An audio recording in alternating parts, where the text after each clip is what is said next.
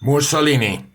Salve, Ah, salve. sono Giuliana Wilkinson di Radio Italiana Sì, Londra. mi dica. Ecco, volevamo sapere, Duce, qual è la sua opinione sui Giochi Olimpici di Mhm. Parigi che si sono conclusi. Sappiamo che è in Gran Bretagna e tutti gli ascoltatori vorrebbero sapere cosa ne pensa. Va bene, grazie. Va bene, Duce, grazie. Grazie, grazie. Grazie, Duce, grazie, grazie, grazie, grazie.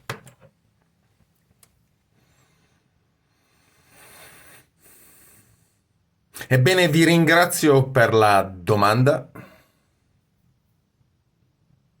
Come ben sapete, in questo periodo mi trovo in Gran Bretagna, ospite di Winston Churchill. E proprio ieri parlavo dei Giochi Olimpici durante una cena che abbiamo avuto con Winston e con il grande Oswald Mosley, che mi ha fatto ricordare cose che avevo dimenticato. Innanzitutto non ho seguito con attenzione questi giochi, non per scarsezza di interesse, ma come rivolta rispetto a quello che è successo con la cerimonia di apertura dei Giochi Olimpici. Cerimonia che ho trovato di cattivo gusto e che mi ha costretto a spegnere la radio. Per cui non ho guardato la radio né ascoltata. Tuttavia devo complimentarmi con i grandi sportivi italiani che hanno conquistato ben 40 medaglie in questi giochi, superando anche la Germania. Così poi dopo quando parlo con Adolf. In ogni caso, mi ha molto stupito, tuttavia, e parlo adesso della cerimonia dei Giochi Olimpici, che siano stati paesi come l'Iran o la Turchia, per mezzo del presidente Erdogan, a muovere le critiche più aspre verso quella che è stata un'offesa a tutto il mondo cristiano. Addirittura ho visto una fotografia di un'autostrada a Teheran che portava un cartello che riproduceva l'ultima cena con cui era scritto in farsi, ovvero persiano: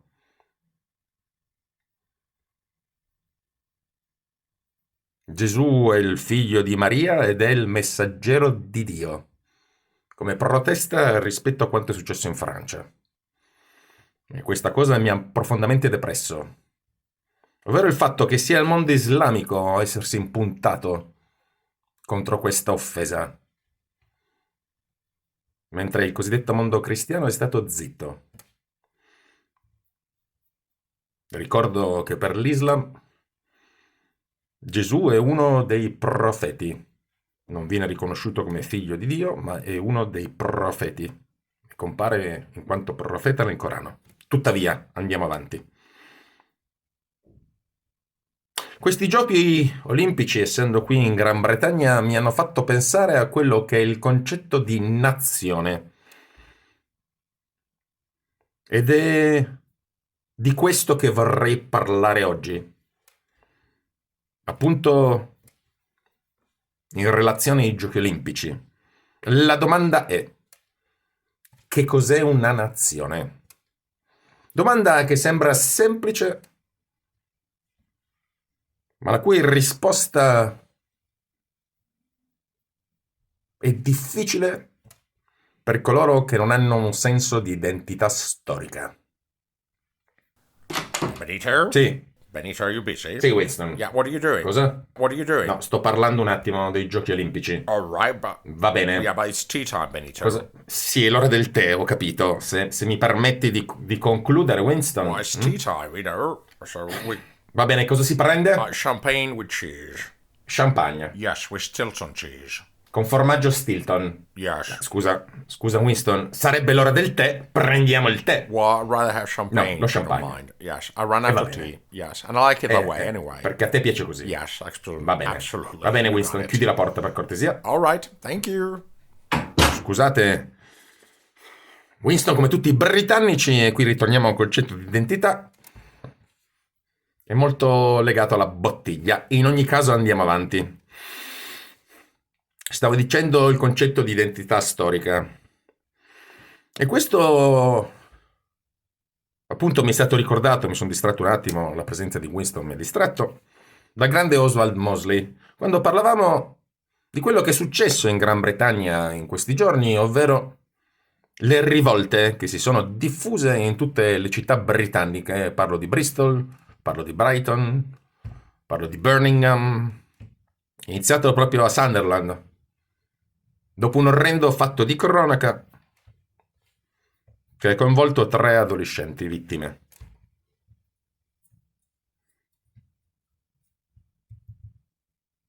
E mi ha ricordato Oswald un discorso fatto da Enoch Powell, un grande deputato britannico nel 1968, se non erro il 20 aprile a Birmingham. Discorso chiamato, soprannominato anzi,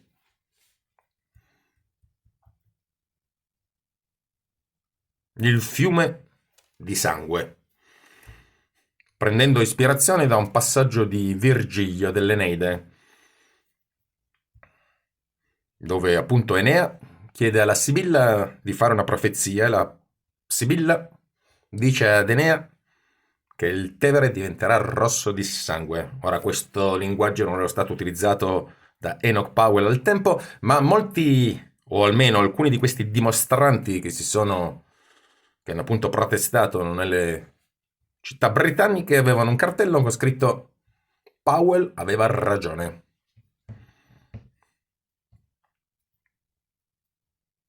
Ma ripercorriamo quello che è successo.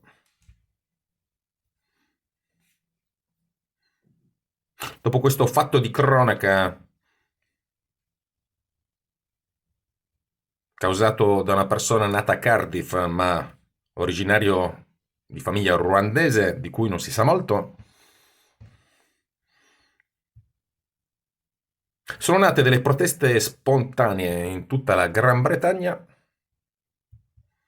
contro l'attuale politica migratoria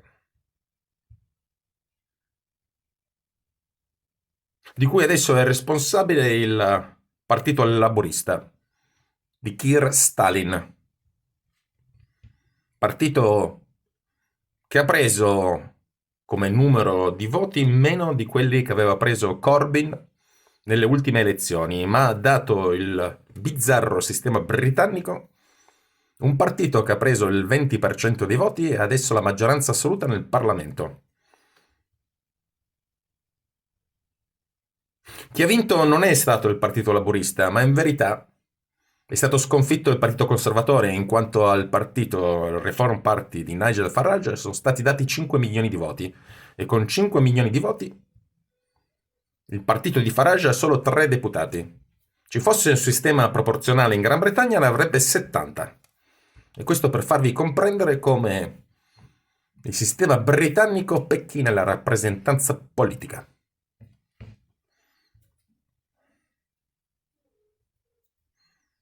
Keir Stalin, che secondo me avrebbe dovuto avere un linguaggio empatico verso la famiglia delle vittime e assicurarsi che la condanna verso il perpetratore di tale crimine fosse esemplare, si è invece accanito contro i dimostranti etichettandoli di estrema destra. E ho letto un sondaggio secondo il quale il 30% dei britannici è d'accordo con queste proteste. Dubito che il 30% dei britannici sia di estrema destra. E ricordo anche che in queste manifestazioni erano presenti numerosissime donne e non solamente uomini. La cosa mi ha preoccupato, e parlerò adesso di quello che aveva detto Enoch Powell, in quanto potrebbero essere scene che potrebbero presentarsi anche in Italia, anche se il modello italiano è completamente diverso da quello britannico. Modello basato sull'idea di comunità, mentre il modello italiano prende ispirazione dalla rivoluzione francese ed è basato su un concetto di cittadinanza. Ma ripercorrerò questo ecco. Benito Slate. Benito Slate. Sì, scusi, e dammi 5 It minuti, is ho late. capito, siamo in ritardo, Can you Winston, hand me mi for a dai second, 5... please? No, ascolta. Can you come here for sì. a second, please? Cosa devo vedere? If you can choose a bottle of champagne. Sì, va bene. Yes. La scelgo io la bottiglia di champagne. Aspetta, scusate un thank attimo, you. torno subito. E siamo tornati. Scusate un attimo, Winston mi ha distratto. Comunque, siamo di nuovo qui.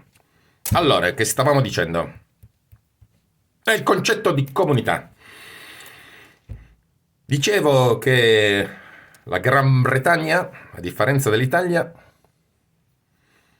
ha un suo concetto di identità nazionale basato sul concetto di comunità, dato che anche il paese stesso è in verità il conglomerato di più nazioni.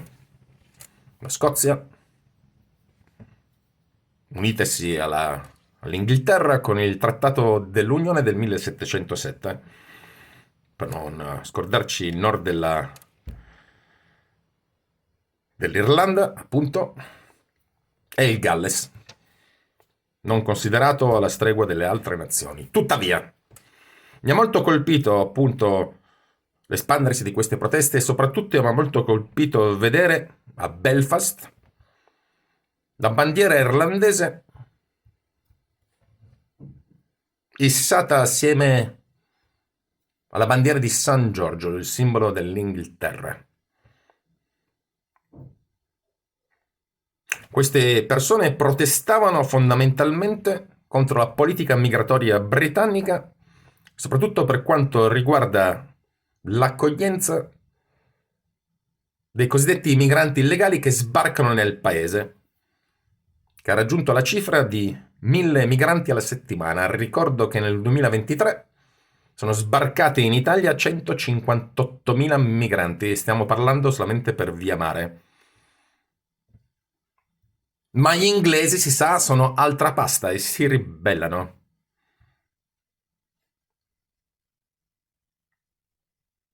Allora, cos'è questo concetto di comunità? E cosa ha detto questo deputato Enoch Powell nel 68 in questo discorso? Nel 1968 Enoch Powell, che se non sbaglio era ministro ombra della difesa del primo ministro ombra Edward Heath, nel sistema britannico appunto il governo di opposizione propone già un governo che opera nell'ombra.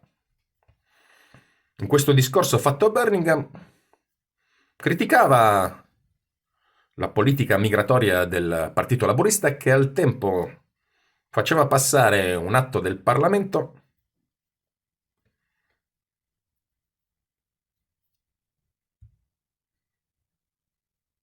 a favore delle minoranze provenienti dal Commonwealth, in quanto al tempo era possibile per qualunque persona che aveva un appartamento decidere a chi affittarlo. E quindi molti si trovavano la porta chiusa in faccia, soprattutto le persone di colore, in quanto non trovavano persone disposte a affittargli un appartamento. E Enoch Powell, in questo discorso, citando una conversazione che aveva avuto con un britannico, padre di 3 figli, diceva che le attuali politiche migratorie della Gran Bretagna, che al tempo prendeva 50.000 non britannici all'anno, ne sono sbarcati solamente 158.000 l'altro anno, poi parleremo dei numeri che mi annoiano. Ebbene, che questa propensione ad avere migranti per sostituirsi ai britannici non nati, in quanto la Gran Bretagna aveva un tasso di fertilità basso, avrebbe creato enormi problemi sociali e una specie di guerra civile. Da qui il cartello Powell aveva ragione, che è stato issato da alcuni manifestanti. È un discorso che è rimasto nella storia della Gran Bretagna e devo dire che quello che è successo ha superato ciò che prevedeva Powell, almeno nei numeri.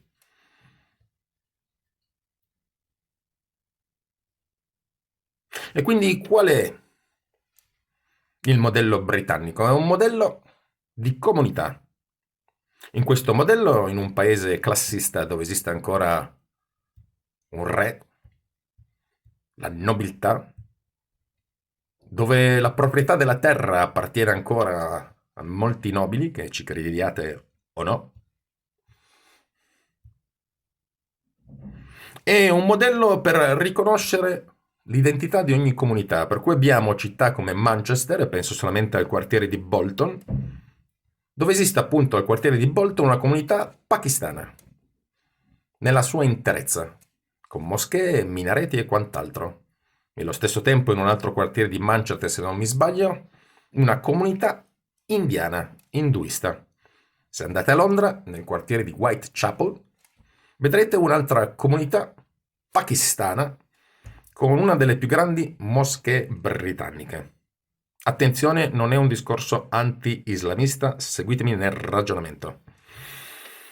Dato che ho appena detto che sono stati proprio i paesi come l'Iran e il presidente Erdogan a mostrare appunto una critica feroce verso quanto fatto dalla Francia nel rispetto dei cristiani. Ebbene, questo modello si dimostra fallimentare in quanto al moltiplicarsi delle comunità si hanno degli scontri interetnici, scatenati in questo caso da un episodio di cronaca che è stato appunto il detonatore di un malessere più profondo presente nel mondo britannico. Qual è invece il concetto italiano che prende la Repubblica francese? È quello dell'assimilazione. Assimilazione, ovvero che chiunque venga da qualunque parte del mondo, qualunque sia il suo colore della pelle, qualunque sia la sua religione, si fonda nella comunità che costituisce la nazione italiana, riconoscendone le tradizioni e le leggi. E qui abbiamo già un'enorme differenza rispetto al modello britannico, ovvero che il concetto di comunità è a noi estraneo, anche se però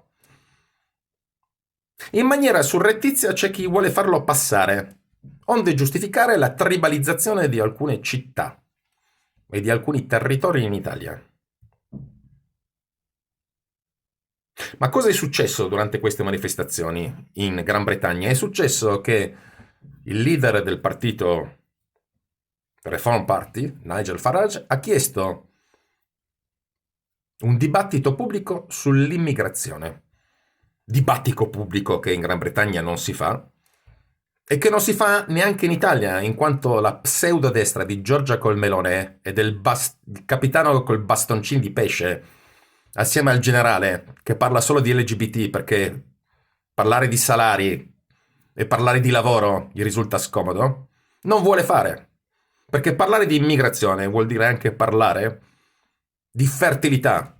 E vi ricordo che il nostro partito, il Partito Nazionale della Fertilità, è l'unico partito in Italia che parla appunto della crisi demografica del paese, seconda solamente al Giappone e la Corea del Sud. E ricordo anche che la Corea del Sud ha speso già 300 miliardi, e dico miliardi di dollari, per riuscire a invertire la curva, senza successo. Mentre Giorgia Colmelone ha tassato i pannolini e ha tassato il latte per gli infanti. E dopo aver fatto sbarcare 158.000 persone nel 2023, nel 2024 siamo già a numeri superiori a quelli che aveva l'ex ministra Lamorgese, quando la Giorgia Colmelone gridava a piene voci, scusa, Benito, cosa? Sì, right. scusa, no, scusa, We're Winston. shouting. Are you right? Sì, no, niente, mi sono addirittura... Adesso vengo, Winston. Benito. Adesso dai, che sono... Winston, sono nel più bello, dai, no, l'abbiamo scelto lo champagne, il Crystal, dai. Okay, can you come Va choose bene, the glasses? va bene, se... Yeah, if you can come choose the glasses. Non mi fare scegliere i bicchieri da Winston, per cortesia, ma questa è una presa in giro. Oh, don't be a naughty boy, Benito. Come. Scusate un attimo, torno subito. E siamo tornati. All right. Pure i bicchieri. Yeah. Sì, va bene. Il cristallo di Bohemia, va bene, So Winston. Bohemian glasses are good for you? Che io sono di... Senti, io sono di Predappio, Io sono di gusti buoni. A me mi puoi dare anche un semplice bicchiere di vetro di un'osteria popolare e sono felice uguale. Chiudi la porta. Funny. Chiudi la porta, ho detto. All right. Ma duro, Che poi quello beve la sera. Certi concerti, vabbè, non importa. Ho perso il filo, non mi ricordo che stavamo parlando. E di che stavamo parlando? Allora, la comunità... Giorgia col melone! Giorgia col melone! Un film horror. Lei è quella dell'opposizione, la Schleining. E stavo dicendo che il nostro partito, adesso mi ricordo, il Partito Nazionale della Fertilità, è l'unico, appunto, che vuole parlare della crisi demografica, perché parlare di immigrazione vuol dire innanzitutto parlare della crisi demografica di questo paese che perde circa oltre 300.000 abitanti l'anno. Se guardate il rapporto tra nati e morti.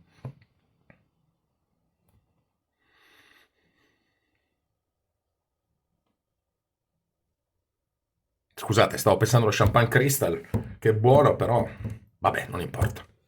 Io preferivo un Franciacorta. Perché Franciacorta, forse non lo sapete, è fatto come lo champagne. Si mettono lì, girano le bottiglie. Però quello è Crystal, vabbè. E che ci possiamo fare? Niente. Allora, stavo dicendo l'immigrazione. E quindi occorre fare un dibattito serio sull'immigrazione, che deve prendere in conto innanzitutto il tasso di fertilità di questo paese. E soprattutto il fatto che l'immigrazione non viene decisa dall'Italia, ma viene decisa da quella fogna immonda e putrefascente chiamata Unione Europea, con il famoso Trattato di Amsterdam, firmato nel 97, ratificato nel 98 e entrato in azione nel 99. Per cui tutta l'immigrazione a livello europeo viene gestita dalla Commissione, e in particolare da un commissario svedese, di cui adesso non mi ricordo il nome, una donna, Johansson o qualcosa del genere, mi scuso, non è che li posso sapere tutti, poi dopo un po' 2 bicchieri di champagne. Vabbè, non importa. Per cui abbiamo avuto nel 2022 in Europa 3.850.000 immigrati, di cui solamente il 10% illegali, ovvero 350.000. E quando vedete la Ursula von der Crazy andare a Lampedusa a sbafare e mangiare con i soldi nostri, dato che alla fine la paghiamo noi, che ci crediate o no, questa sciagurata, per non dire altro, sappiate che è intenzione dell'Unione Europea portare il livello di migranti legali. La Ursula va lì per dire no, noi siamo contro l'immigrazione illegale, ma in verità l'intenzione è di portare il livello di immigrati legali a 4 milioni di persone all'anno, ovvero nell'arco di 14 anni tutta la popolazione dell'Italia. E la Giorgia col melone, che è tutto uno sbaciucchio, è il capitano dei bastoncini di pesce, assieme all'altro generale che ha perso tutte le guerre, Afghanistan, Iraq, le abbiamo perse tutte. Non ve le dicono queste cose, stanno a parlare soltanto di cavolate, di cretinate, e vi prendono in giro. È chiaro il concetto? Per cui l'unica maniera di porre rimedio a questa situazione è quella della Brexit, che non è solamente uscire dall'Unione Europea, ma congelare tutti i burocrati europei, ve lo ricordo, una temperatura media di 35 gradi, e seppellirli a una profondità di 2 km nel polo artico, onde aiutare la ricerca spaziale. Caro Elon Musk, siamo pronti? E trovare forse vita su Marte. Li spediamo ogni tanto, apriamo la navicella e vediamo che succede. Vabbè, forse ho esagerato. Forse su Marte non c'è vita, ma noi apriamo la navicella. Una curiosità ce la vogliamo pure togliere, non so se mi spiego. In ogni caso. E quindi l'unica soluzione è uscire da questa Unione Europea e ristabilire i confini, dato che nel Trattato di Schengen i confini non esistono per i paesi che vi aderiscono. E quindi, come assurdo, Chi entra dalla Turchia verso Germania arriva qua in Italia e si fa tutto questo movimento di persone, questi 4 milioni all'anno, non si capisce dove vanno. Vabbè, lasciamo perdere. Vorrei ricordare che questo discorso è anche a favore di quelle minoranze, di quegli immigrati presenti legalmente. Dato che non vogliamo che ci si presentino situazioni simili a quelle della Gran Bretagna in Italia. E la parola assimilazione non è una parolaccia. Perché, rispondendo alla domanda cos'è una nazione è la volontà congiunta di essere insieme. Un'identità formata da un passato, e da qui è importante la storia. Un passato greco, romano e cristiano in tradizione. Parlo di tradizione. Anzi, vorrei aggiungere una cosa. Io non ho mai parlato male di minoranze. Io ho sempre detto che bisogna rispettare i simboli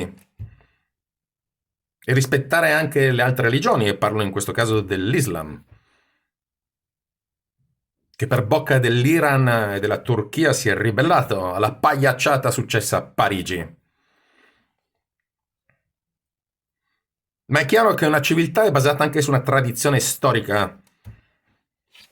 Come dicevo ogni tanto al benedetto Croce. E quindi c'è una tradizione italiana, millenaria, anche dovuta alla presenza del Vaticano. Una tradizione cristiana che va anche oltre il cattolicesimo, e penso solamente alle comunità valdesi, prime comunità protestanti d'Europa, nate proprio anche in Italia. Ricordo che Lutero fu accusato a suo tempo di eresia valdese. E quindi la proposta del Partito Nazionale della Fertilità è quella di aggiungere in Costituzione il fatto che l'Italia è una repubblica laica, ma di tradizione cristiana. Tradizione, ripeto, non dico neanche cattolica, appunto, per non fare torto alle comunità valdesi. Questo non intacca assolutamente la laicità dello Stato, che non dovrebbe intervenire sui fatti personali delle persone, quali siano la loro religione o quali siano per esempio i loro gusti sessuali. Se al signor Rossi il maschio dal petto villoso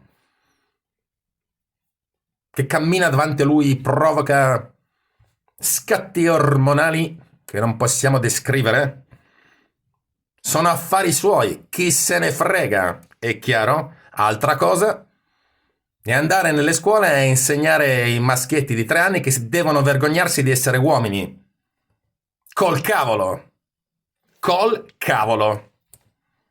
E altre verdure, e spero con questo di aver fatto felice gli oltre 6 milioni di vegetariani presenti in Italia. Mi sembrava doveroso, anche col carciofo e con lo zucchino. Insomma, un bel minestrone, ci siamo capiti. In ogni caso, continuiamo. E quindi questa è una nazione, un insieme di volontà congiunte e non una razza o un'etnia. E al generale che ha perso tutte le sue guerre, tutte, ubbidiente rispetto alla NATO che è entrata il 7 agosto nel territorio di Kursk, perché c'è entrata la NATO in Russia. Sono truppe armate con armi NATO, hanno i caschi della NATO, tutti gli obiettivi vengono dati dalla NATO, le mappe satellitari sono della NATO ma hanno personale ucraino. Buona fortuna con il prossimo libro. Il partito del capitano dei bastoncini di pesce aveva 28 deputati in Europa, adesso ne ha 8. Cosa concluderà? Un tubo. La Brexit. Siamo l'unico partito che lo dice, chiaro e forte, la Brexit. Ficcatevelo in testa. Ma non importa, poi si arriva alle elezioni, le persone si eccitano, il mainstream ti spara la figura di questo individuo armi di distrazione di massa, le persone lo seguono come pecore al branco per essere poi sgozzate al macello. Complimenti a tutti quanti. La Giorgia col melone e la Schleining. Una faccia, una razza. Babò. Dove ero rimasto? Mi sono confuso. Stavo pensando allo Champagne Crystal e la cosa mi ha mandato... Vabbè, non importa. Allora stavo dicendo, una nazione è questo, la volontà congiunta di essere insieme. E allora permettetemi, parlando di Olimpiadi, è questo che eccita gli animi di uomini e donne. Vedere un rappresentante del proprio paese competere contro le altre nazioni e tifare per lui, qualunque sia il suo colore della pelle. E questo l'amore per la patria, non soltanto per la Repubblica, ma per la patria. Il fatto di sapere che apparteniamo a una tradizione millenaria e che sediamo sulle spalle di giganti che ci hanno proiettato in questa avventura, l'avventura dell'umanità. Il fatto di avere una lingua che proviene dalla tradizione latina romana e che si è poi imposta con la sua cultura. Un'Italia di città, Venezia, Genova, Pisa, Firenze, Roma, Napoli. Non esiste un paese in Europa così costellato di città e comuni, ognuno dei quali ha fatto grande la nazione. E non un paese di regioni, altro che autonomia differenziata. Noi le regioni le vogliamo togliere. È chiaro il discorso? Togliere. E allora, miei cari concittadini, questo è quello che sta dietro la nazione e ai giochi olimpici. Spero di essere stato chiaro. Anche qui in Gran Bretagna fa caldo. E questo discorso appassionato, e spero che perdonerete anche alcune svirgolettature, mi ha messo sete. E quindi andrò adesso a bere il Crystal. Come on, Benito. Sì. Come on, time to go. Come on. Mi fai ridere. Winston, posso dirtelo? Sei un bambino. No, te lo dico. Dai, arrivo. Ho appena ero al club, ma hai rovinato tutto. Ti perdono. No, ti perdono. Chiudi la porta. Va bene. Devo andare, scusate. È un vecchio amico. In fondo, a volte ci siamo detestati, ma con l'età arriva anche la saggezza. E apprezziamo anche l'onestà intellettuale che ci contraddistingue. A tutti voi, dovunque voi siate, italiani e italiane, un augurio di buone vacanze. E dal profondo del cuore, viva l'Italia!